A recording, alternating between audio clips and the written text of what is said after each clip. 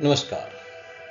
आज हम स्वामी विवेकानंद जी की कालजयी पुस्तक भक्ति योग के माध्यम से उनकी भक्ति और अध्यात्म पर गहन विचारों को समझने का प्रयास करेंगे। स्वामी विवेकानंद अपने वचनों और कार्यों से भारत की सच्ची नीति को दुनिया के सामने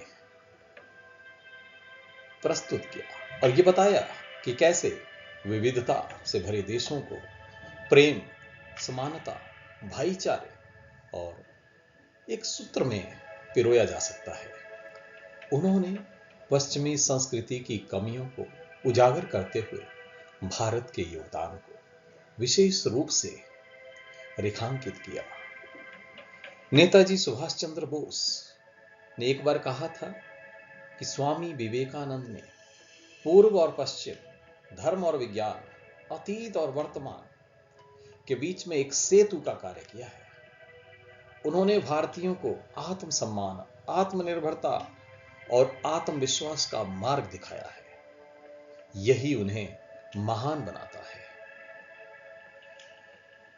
भक्ति योग में स्वामी जी भक्ति को परम प्रेम की यात्रा बताते हैं, जो ईश्वर की खोज से शुरू होती है और अनंत स्वतंत्रता और आनंद से समाप्त होती है।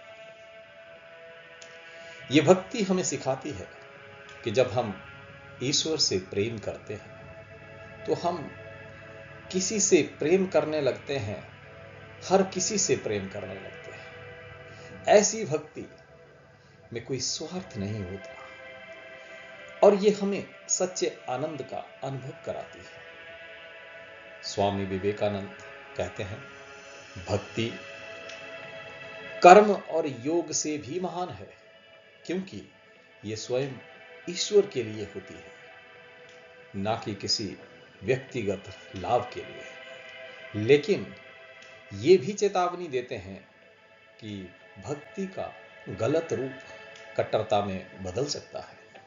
उन्होंने हमेशा यह सिखाया कि सच्ची भक्ति का मतलब ईश्वर से प्रेम करना और मानवता की निस्वार्थ सेवा करना होता है। स्वामी जी के अनुसार ईश्वर असीम है और हर जगह व्यापक है।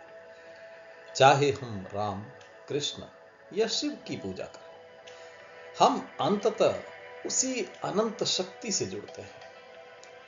ईश्वर किसी भी रूप में हो सकते हैं और सभी रूपों से परे भी। यह सच्चे ईश्वर की पहचान है।